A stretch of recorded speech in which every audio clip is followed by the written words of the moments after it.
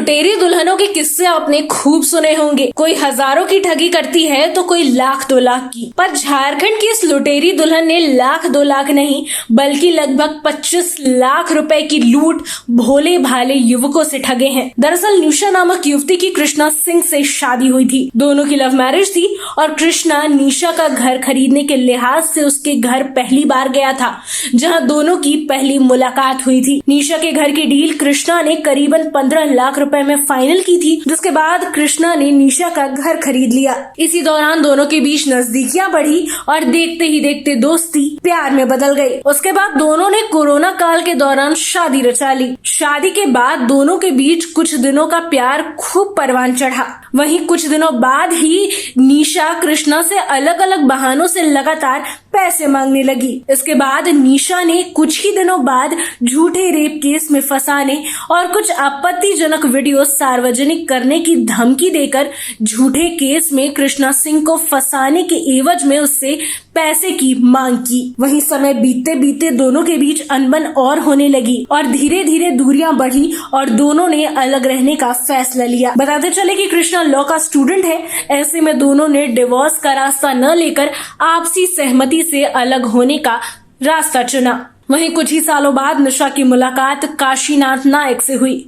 काशीनाथ पहले से शादीशुदा थे और उसके पहले से 4 बच्चे भी थे। निशा ने काशीनाथ से भी प्यार का नाटक रचा दिया और बाद में इसी साल उससे भी शादी कर ली। कुछ ही दिनों बाद दोनों में अनबन शुरू हुई और निशा काशीनाथ को झूठे रेप केस में फंसाने की भी धमकी देने लगी। वहीं अपना मुंह बंद रखने के लिए निशा ने काशीनाथ और उसकी पहली पत्नी के साथ मारपीट भी की थी और दोनों को ब्लैकमेल कर पैसे मांगने शुरू कर दिए थे। निशा ने करीबन 5 लाख रुपए की मांग की थी, जिसके बाद निशा ने अपना तीसरा शिकार भी ढूंढना शुरू कर दिया था। सनी नाम के युवक को निशा ने अपने जाल में फंसाना शुरू किया था, लेकिन उसकी ये कोशिश नाकाम रही और उससे पहले ही कृष्णा यानी कि निशा के पहले पति और काशीनाथ की पहली पत्नी ने मीडिया के सामने आकर सारी बातों का खुलासा किया है और लुटेरी दुल्हन का भांडा फोड़ दिया है। हथियार के साथ आए थे और हम कंप्लेंट किए थे कि वो घर लोग जबरदस्ती कब्जा करने की नियत से वो केस भी रजिस्टर्ड हुआ और उसमें कॉर्डिनेंस भी हुआ था, जिसमें एविडेंस चल रहा है, जिसकी गवाही हम दे चुके हैं पूरे। कैसे आपका घर था तो कैसे वो लोग?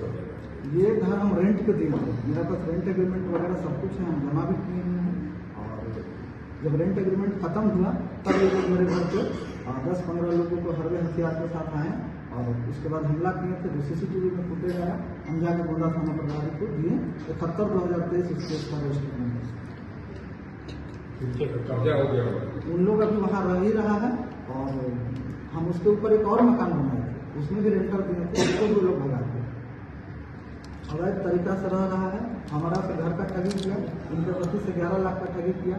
आगे कितना से कर रहा हम नहीं जानते हैं। जो मामला वो आ रहा है, जो संज्ञान में आ रहा है वो हम बता रहे हैं। और डीसी साहब का आदेश के बावजूद इन लोगों का कोई गिरफ्तारी भी नहीं हुआ है और ऐसे में इस पूरी घटना ने शहर ही नहीं बल्कि पूरे राज्य में हड़कंप मचा दिया है। निशा उर्फ लुटेरी दुल्हन के कारनामों ने ये साबित कर दिया है कि किस तरह वो सुनियोजित तरीके से भोले भाले युवकों और परिवार को अपने जाल में फंसा रही थी। पहले प्यार का नाटक, फिर शादी और उसके बाद ब्लैकमेलिंग के जरिए लाखों रुपए वसूलने का उसका तरीका किसी प्रोफेशनल क्रिमिनल से कम नहीं था। पुलिस सूत्रों के अनुसार इस तरह के मामलों में अक्सर पीड़ित परिवार सामाजिक बदनामी के डर से सामने नहीं आते हैं, लेकिन अब कृष्णा सिंह और काशीनाथ की पत्नी ने खुलासा कर हिम्मत दिखाई है। वहीं अब मामले के सामने आने के बाद भी पुलिस सक्रिय हो चुकी है और पीड़ितों के बयान दर्ज कर आगे की कार्रवाई की तैयारी की जा रही है।